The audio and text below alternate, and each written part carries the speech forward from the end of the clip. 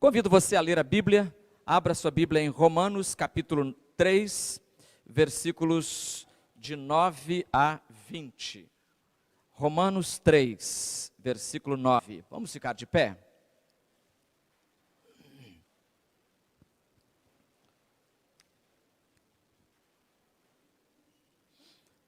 Estamos dando sequência ao nosso estudo de Romanos. São 30 mensagens, esta será a 8ª. Diz assim o apóstolo Paulo: E então, somos superiores a eles?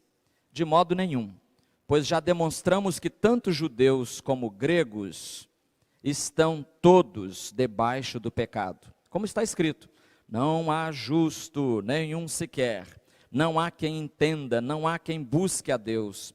Todos se desviaram, juntos se tornaram inúteis. Não há quem faça o bem, nenhum sequer. A garganta deles é um sepulcro aberto. Enganam com a língua, debaixo dos seus lábios há veneno de serpente. A sua boca está cheia de maldição e amargura. Os seus pés se apressam para derramar sangue.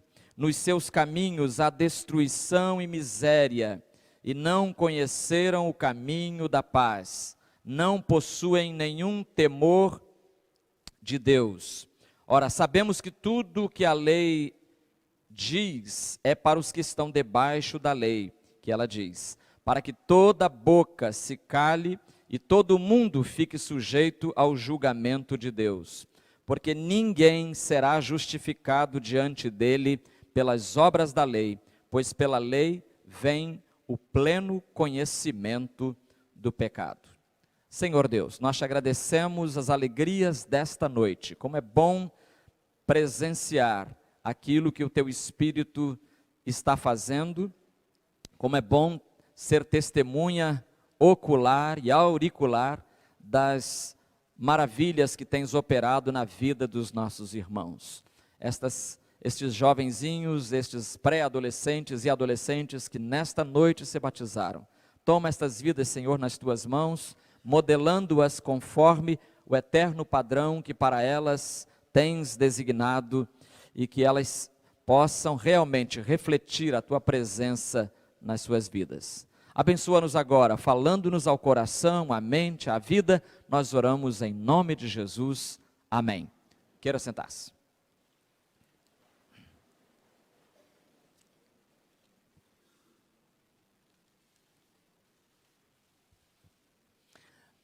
Eu vou citar um nome aqui, porque não é segredo. Saiu publicado no jornal O Globo, de domingo passado.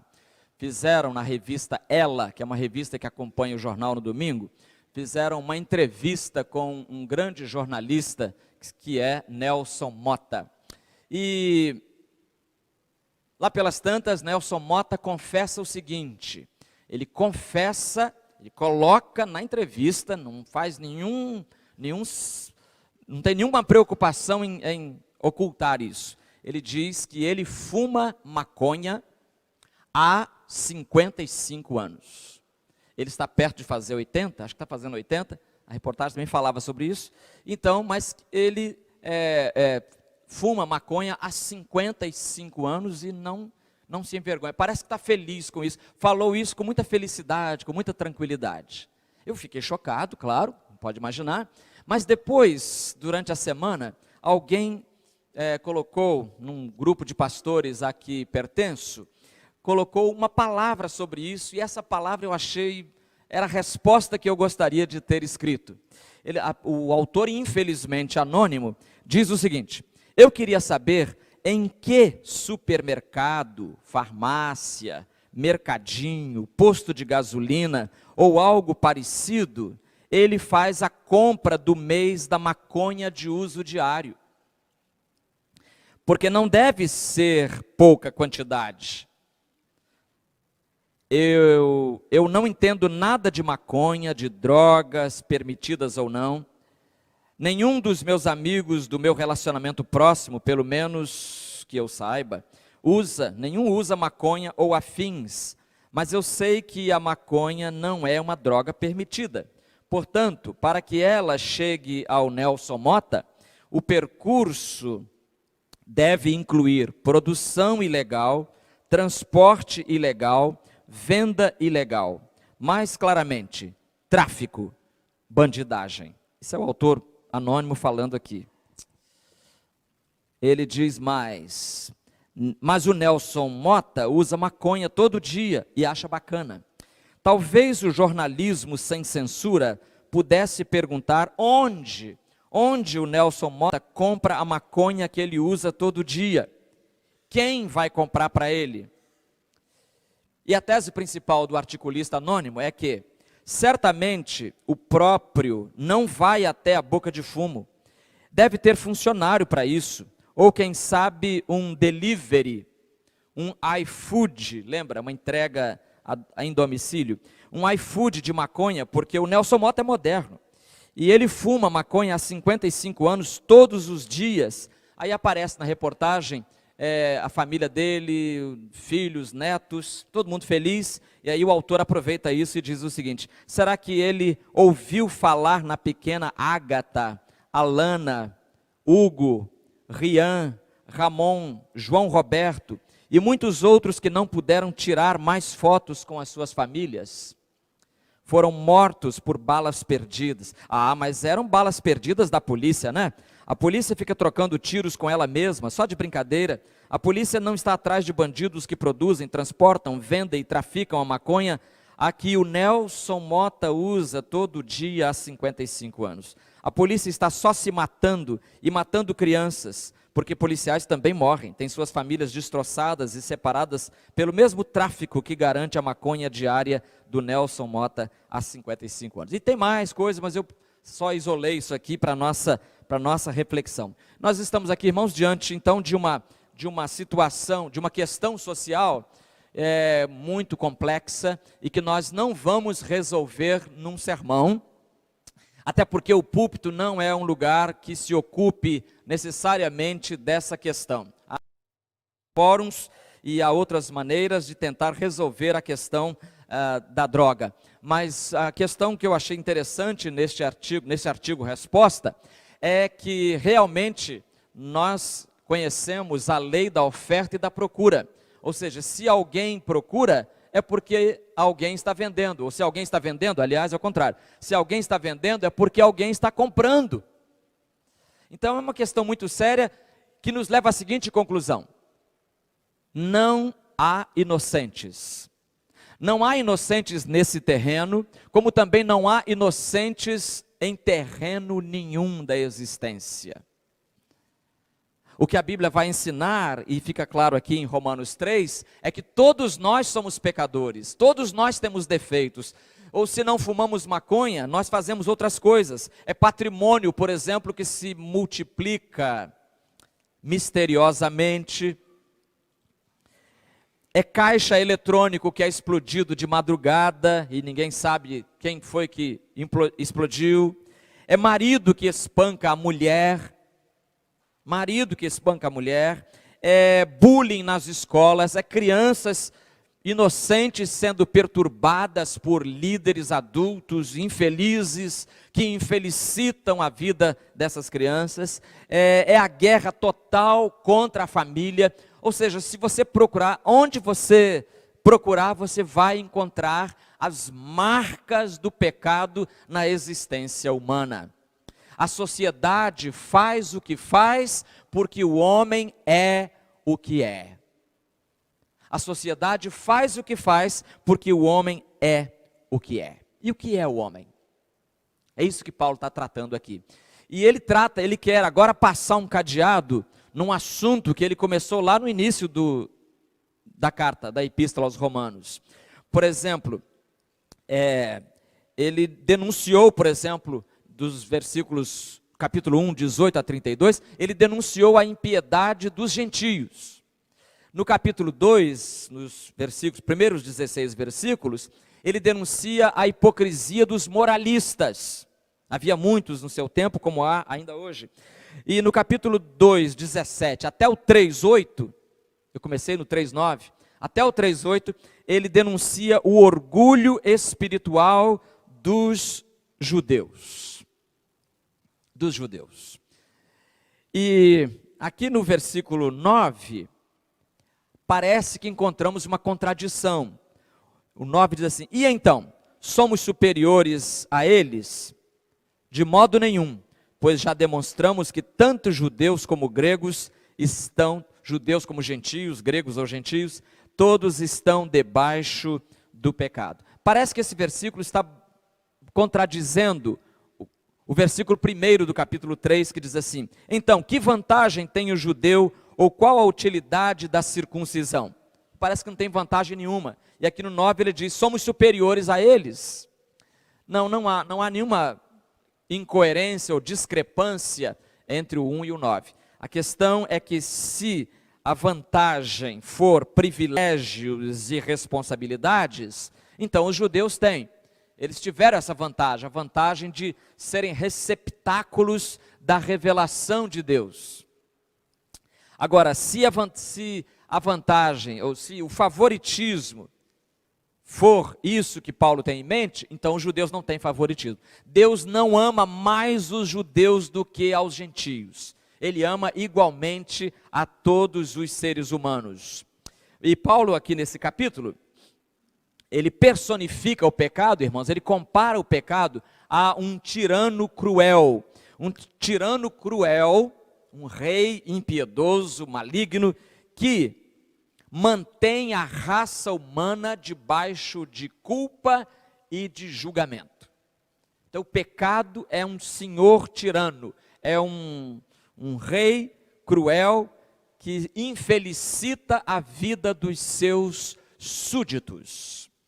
E se nós não nos livrarmos do pecado, nós continuaremos súditos desse senhor tirano e cruel.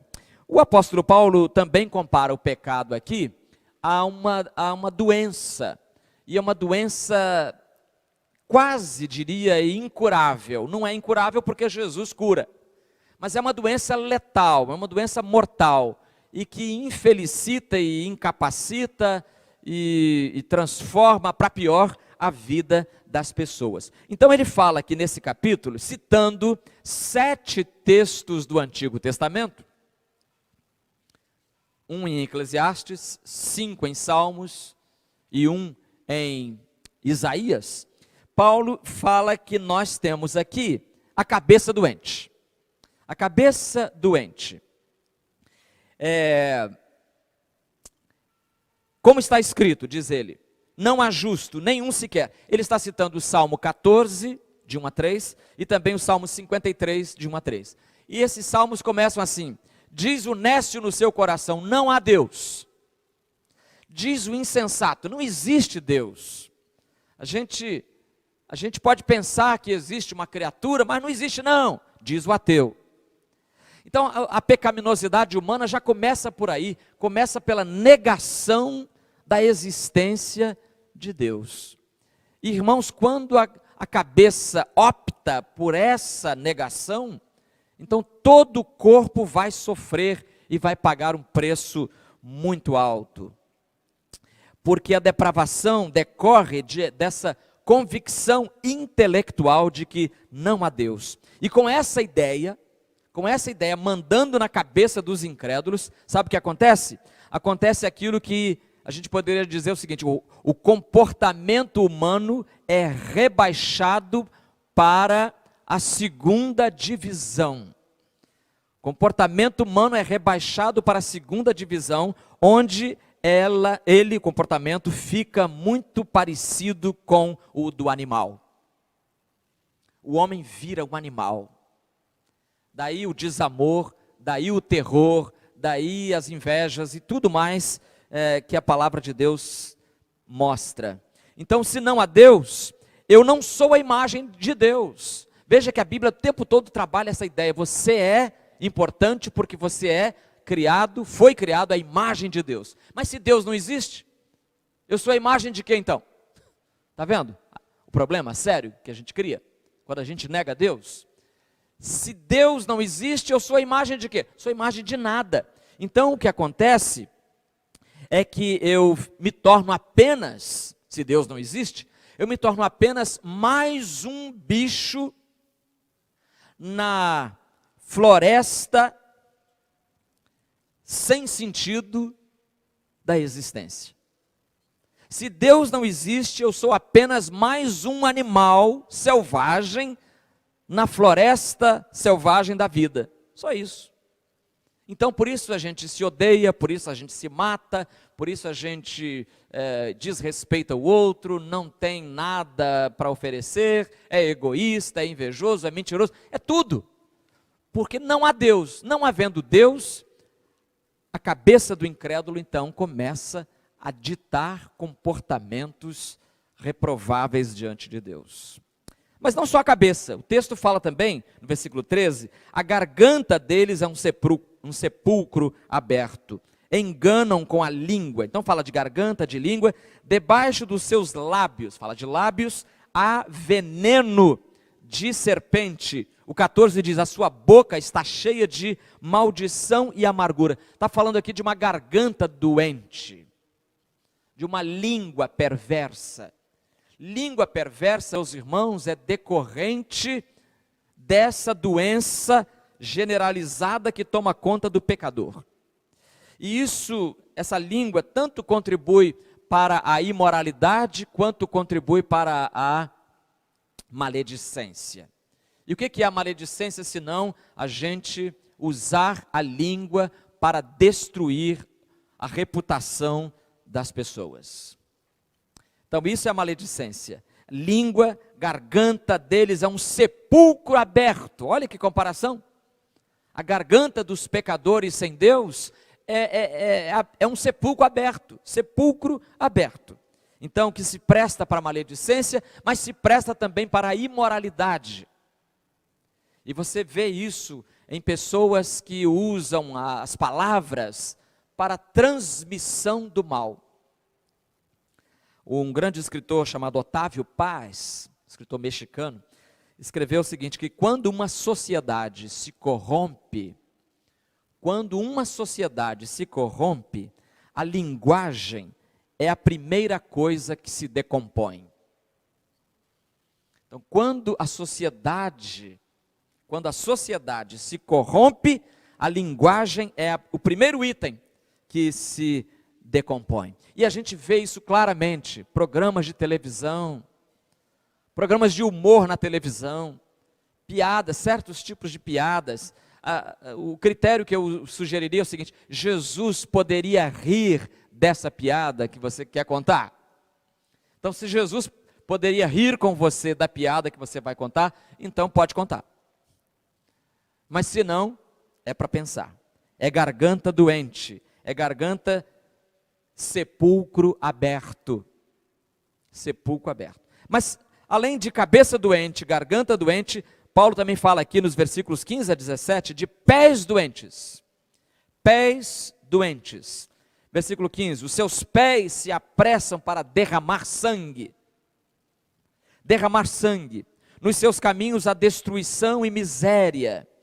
Caminho por onde passam os pés. E não conheceram o caminho da paz. Sabe por quê? Esses pés caminham para o mal? Porque a Bíblia diz, lâmpada para os meus pés é a tua palavra.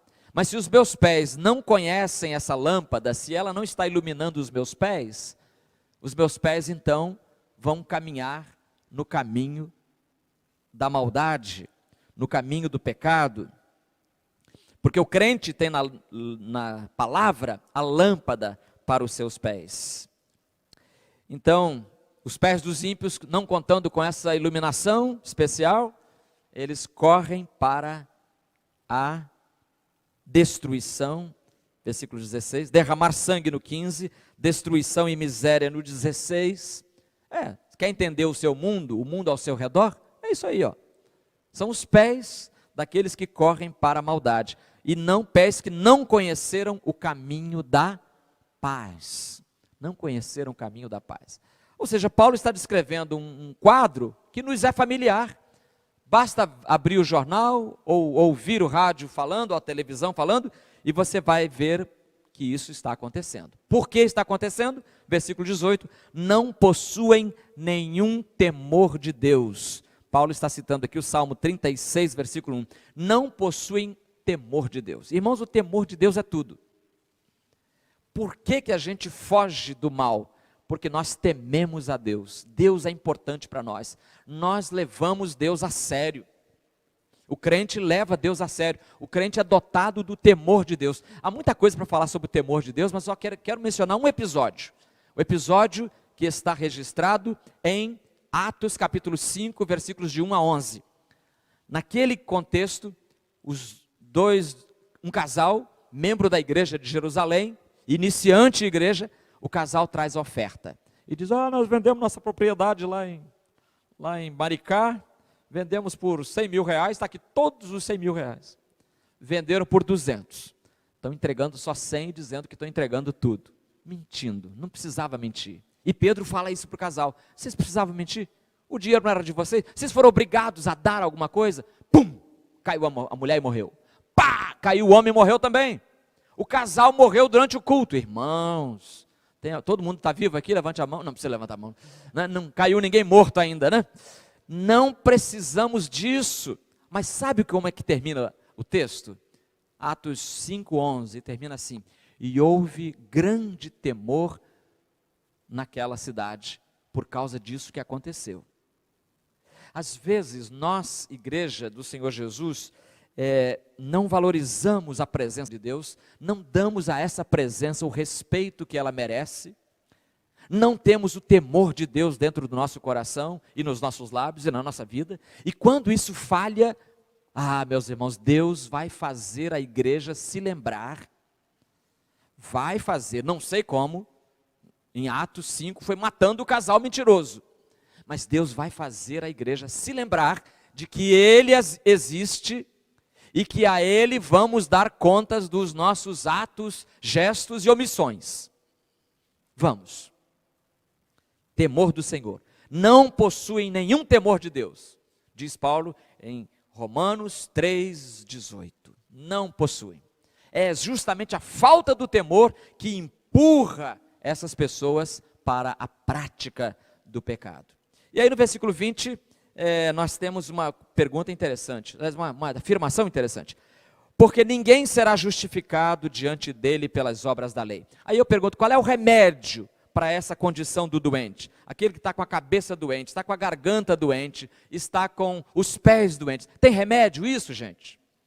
Tem remédio. Graças a Deus, o Senhor Jesus supre o remédio, e esse remédio, para algumas pessoas, o remédio é a lei. Vai lá, toma 5 gotas de lei de manhã, 10 gotas de lei meio-dia, e 20 gotas da lei à tarde, à noite, e você vai ficar bom.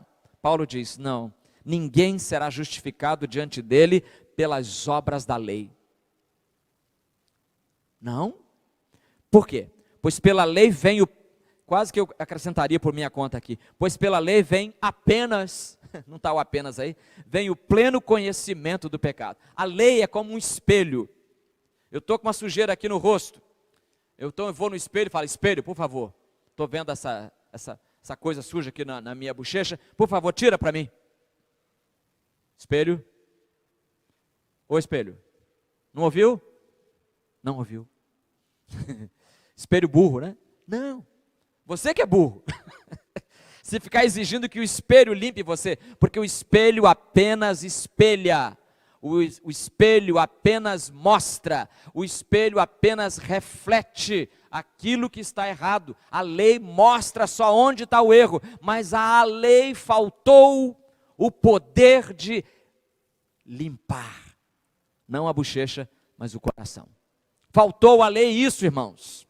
E isso em Jesus nós temos, porque Jesus diz em Marcos capítulo 7, versículos 21 a 23, Jesus disse, olha só, é de dentro do coração dos homens que procedem, 2 pontos, olha o que procede de dentro, olha o que você tem por dentro, eis aqui uma radiografia do seu interior, escuta essa, maus pensamentos, imoralidade sexual, furtos, homicídios, adultérios, cobiça, maldade, engano, libertinagem, inveja, blasfêmia, arrogância e insensatez. Marcos 7, 21 e 22. Gostou? Não. Ninguém gosta desse diagnóstico. Ninguém gosta de olhar-se no espelho e ver tanta feiura. Mas é assim que nós somos. Mas Jesus pode limpar os nossos corações. Para você não dizer, Jesus falou isso, mas não é assim não. Eu vou trazer para você uma frase de Einstein. Inteligentíssimo, crânio. Em 1948, Einstein fez uma palestra e ele disse o seguinte, abre aspas, o verdadeiro problema do mundo reside no coração e nos pensamentos dos homens. Jesus falou, ninguém dá bola, mas Einstein falou. Não é, diz ele, não é uma questão física, mas sim ética. O que nos apavora não é a forma explosiva da bomba atômica, inventada no seu tempo ali, mas o poder da maldade no coração humano. O que apavora a gente não é a forma explosiva da bomba atômica, mas o poder da maldade no coração humano. Meus queridos, Jesus estava certo. O coração da gente não é flor que se cheire. Não confie no seu coração, não dê trela ao seu coração. Não siga, como diz aí um escritor famoso, não siga o seu coração, porque você vai dar com os burros na água. Se você quer ser salvo, entregue o seu coração, desse jeito que ele é, a Jesus. Porque entregando o coração a Jesus, meu irmão, ele vai fazer uma cirurgia, e vai tirar de dentro do seu coração tudo aquilo que não agrada ao Senhor Deus. Na linguagem de Ezequiel, ele vai tirar o coração de pedra, e no lugar vai colocar um coração de carne. Ou seja, vai sair o coração, aquilo que Machado de Assis chamava de coração de granito. Deus vai tirar o coração de granito do seu interior, e no lugar vai colocar um coração sensível, um coração humilde, um coração puro, um coração santo. Que bom, dá até vontade de cantar, dá-me um coração igual ao teu, meu mestre. Não vamos cantar, mas você pode orar agora, dizendo, Senhor Jesus, eu quero ter um coração assim. Curva a sua cabeça e peça ao Senhor um coração assim agora. Cria em mim, ó Deus, um coração puro, orou Davi. Ore também você que está conosco nesta noite, você que veio por causa do batismo, você que veio por causa de não ter culto na sua igreja, a razão não importa. Ore agora e diga, Senhor Jesus, eu quero ter um coração puro. Orou? Que maravilha. Entregue sua vida a Jesus agora. Feche os seus olhos e ore entregando. É você que tem que convidar Jesus para entrar na sua vida. E da próxima vez que esta igreja estiver batizando gente, no mês de novembro, quem sabe, ou dezembro, você